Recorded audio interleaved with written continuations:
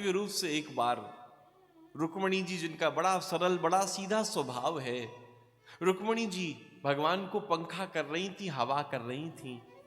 भगवान बीच में बैठे हैं और बातों बातों में भगवान ने रुक्मणी जी से एक बात कही, रुक्मणी हमारे एक बात समझ में नहीं आई। बोले शायद तुम जल्दबाजी कर बैठी, क्योंकि राजपुत्र सताभू पर लोकपाल विभूति भी। तुम तो इतने बड़े राजघराने की थी, इतने बड़े बड़े राजा तुमसे विवाह करना चाहते थे, शिशुपाल, दंतवक्र, विदुरथ, जरासंध, और तुमने उन सबको छोड़कर तुमने हमें स्वीकार किया। बोले हमें देखा जाए तो भैया हम तो कभी राजा भी नहीं बन सकते, हमारा तो इन सब राजाओं से हमेशा वैर रहता है, और हम तो भैया समुद्र के बीच में रहते हैं। तुमने ये डिसीजन शायद सोच समझकर नहीं लिया, तुम शायद जल्दबाजी कर बैठी। तुम्हें चाहिए था, तुम्हें सोचकर विचार करके हमारा डिसीजन लेना चाहिए था। जैसे ही इस बात को सुना और बोले मैं तो अभी भी कहता हूं तुम विचार करो। जैसे ही भगवान बोले, देखते देखते रुक्मणी जी पसीने पसीने हो गए, पसीने पसीने हो गई। देखते देखते उनको चक्कर आने लगे, और जैसे ही चक्कर आने लगे मारा गिरने लगी। भगवान ने जल्दी से रुक्मणी जी को संभाला, दिव्य आसन पर बिठाया, मारा मुंह पे पानी छिड़क कर पीतांबर से हवा कर रहे हैं। अरे रुक्मणी जागो, उठो, अरे मैं तो मजाक कर रहा था, अरे मैं तो परिहास कर रहा था। रुक्मणी जी को होश आया, उन्होंने बड़ी सुंदर बात कही। बोले प्रभु आपने बात कुछ गलत नहीं कही। नन्वेव मेत दर विंद विलोचनाहा यद वै भवान भगवतो सदृशी विभुम्नः। आपने कोई बात गलत नहीं कही, आपने बात बिल्कुल सही कही कि हर व्यक्ति को अपने बराबर वालों से संबंध जोड़ना चाहिए। आपने बात बिल्कुल सही कही है। बोले प्रभु मैं क्या करती? बोले मैं बड़ी मजबूर थी।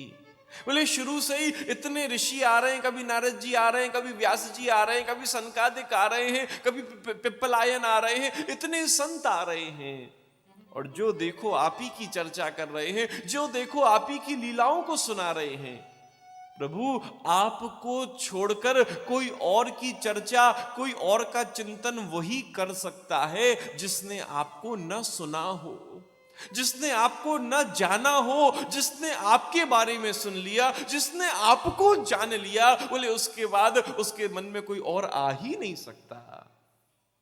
इसीलिए प्रभु आप एक ऐसी बात करते हो, आप इन शिशुपालों से विवाह करने की बात करते हो। बोले महाराज कैसी आप बात कर रहे हैं? आपकी सारी बात सत्य है, लेकिन आपकी बातों में बड़ा अंतर है। आप कहते हो कि हर व्यक्ति को चाहिए कि अपने बराबर वालों से संबंध जोड़े, ये बात तो बिल्कुल सही है। आप कहां और मैं कहां?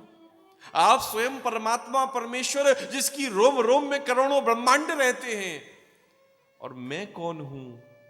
बोले मैं लक्ष्मी हूं, मैं तो सब जगह इधर से उधर चली जाती हूं। कोई महाराज कपट से मुझे ले लेता है, कोई महाराज छल से मुझे कमा लेता है, कोई चोरी से मुझको कमा लेता है। मैं तो इधर से उधर कहीं भी चली जाती हूं, कहां आप और कहां मैं। आप कहती हैं कि आपका इन राजाओं के साथ वैर रहता है। वो राजा कौन है? वो कोई साधारण वो राजा नहीं, वो जीवन के काम, क्रोध, मोह, लोभ, मद, मात्सर्य रूपी राजा हैं, जिनका आपसे वैर रहता है, जिनसे आप दूर रहते हो। बोले आप कहते हो कि महाराज मैं समुद्र के बीच में रहता हूं, वो कौन सा समुद्र है? बोले वो खारे पानी का समुद्र नहीं है। बोले वो कौन सा समुद्र है? वो भक्तों का हृदय रूपी समुद्र है जिसमें आप रहते हो। रुक्मणी जी बड़ी सुंदर व्याख्या कर रही। प्रभु आप ऐसे शिशुपालों से विवाह करने की बात करते हो, ये आपको शोभा नहीं देता। बोले शिशुपाल की ऐसी स्थिति, वो जो जीवन का सबसे बड़ा भिखारी, जिसके जीवन की कभी हाय खत्म नहीं होती, जो हाय में मरा जा रहा है, हाय ये भी मिल जाए, हाय वो भी मिल जाए, हाय वो भी मिल जाए। आज जीव को उसकी हाय ही तो उसको मार रही है, वो हाय में ही तो मरा जा रहा है। इतना कुछ मिल चुका फिर भी उसकी हाय खत्म नहीं हो रही, हाय वो भी मिल जाए। ये स्थिति तो शिशुपाल की है। बोले जैसे एक संत जा रहे थे और उनको एक रास्ते में एक सोने का सिक्का मिला, उन्होंने उस सिक्के को अपने हाथ में रखा और मन में सोचा कि जो दुनिया का सबसे बड़ा भिखारी होगा उसको मैं वो सिक्का प्रदान करूंगा। उस सिक्के को वो अपने हाथ में रखते थे। एक दिन वो जा रहे थे, सामने उसे देखा कि सोने के रथ के ऊपर बैठकर एक राजा आ रहा था। हजारों हजारों लाखों लाखों सैनिक उसके साथ ऊंटों के ऊपर, घोड़ों के ऊपर, हाथियों के ऊपर चलते हुए आ रहे थे। अनेकों सैनिक साथ में लेकर वो सामने से आ रहा था। संत को देखा, वो रुका, नजर से नजर मिली तो उसने नजर झुकाई। इतने में ही संत ने उससे पूछ लिया, राजन कहां जा रहे हो? राजा उतर कर आया और उसने कहा कि महाराज मुझे खबर मिली है कि मेरे पड़ोसी राज्य में एक महामारी फैल गई है, बीमारी फैल गई है। उससे वहां के राज्य के ज्यादातर सैनिक बीमार हो गए हैं, ज्यादातर लोग सब बीमार पड़े हुए हैं। तो मैंने सोचा इससे अच्छा मौका मिलने वाला नहीं है। यदि इस स्थिति में मैं उनके ऊपर आक्रमण कर दूंगा तो महाराज वो लड़ने की स्थिति में तो है नहीं और मैं युद्ध जीत जाऊंगा, मेरा राज्य और बड़ा हो जाएगा, मेरा राजकोष और बड़ा हो जाएगा, मेरी सैन्य शक्ति और बड़ी हो जाएगी, मैं और बड़ा महाराजा बन जाऊंगा। जैसे ही सुना संत मुस्कुराए, उन्होंने राजा का हाथ पकड़ा और उसके हाथ में वो सिक्का रख दिया। उसने सिक्का देखा, बोले महाराज ये क्या दे रहे हो? ये बोले मैंने बहुत समय से ये सिक्का अपने हाथ में रखा हुआ था, ये सोचकर मैं चल रहा था कि मुझे जिंदगी में जो सबसे बड़ा भिखारी मिलेगा उसको मैं सिक्का दूंगा। बहुत दिनों से वो भिखारी नहीं मिल पाया था, आज मिल गया।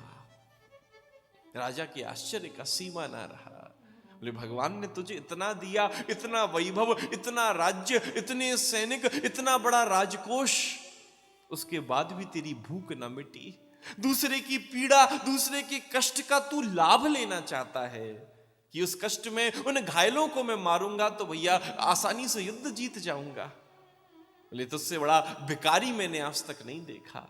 रुक्मिणी जी यही कह रही हैं। बोले शिशुपाल की यही स्थिति है, जो जीवन का सबसे बड़ा भिखारी, जिसकी हाय खत्म नहीं होती, हाय ये भी मिल जाए, हाय ये भी मिल जाए, हाय ये भी मिल जाए। ये हाय ही तो है जो हमें मारे जा रही है, जो हमें परेशान करती जा रही है। इस हाय ने भी तो हमें कष्ट में डाल रखा है, इस हाय से ही तो हम बाहर नहीं निकल पा रहे। बोले ऐसे शिशुपाल से विवाह की बात कर रहे हैं। बोले जिसका हाड़ मांस का शरीर है, जिसके सिर पर हमेशा काल दौड़ रहा है, काल बार बार संकेत दे रहा है, मैं आ रहा हूं, मैं आ रहा हूं, मैं आ रहा हूं। और ये बार बार काल को हराने का प्रयास करता है कि भैया हमारे पास इतनी टेक्नोलॉजी, इतना सिस्टम, हमने काल हरा दिया, हमने काल हरा दिया, हमने काल हरा दिया। लेकिन जब मौत सिर पर आ जाती है, जब मृत्यु का समय आ जाता है, सारे डॉक्टर, सारे इंजीनियर, सारी टेक्नोलॉजी, सारे तामझाम धरे रह जाते हैं और महाराज ऐसे पंख की तरह ऐसे प्राण उड़ जाते हैं। इसीलिए ऐसे शिशुपाल की बात करते हो जो काल के मुंह का ग्रास बना हुआ है, जिसके सिर पर मृत्यु दौड़ रही है। काल तो सबके पीछे दौड़ रहा है।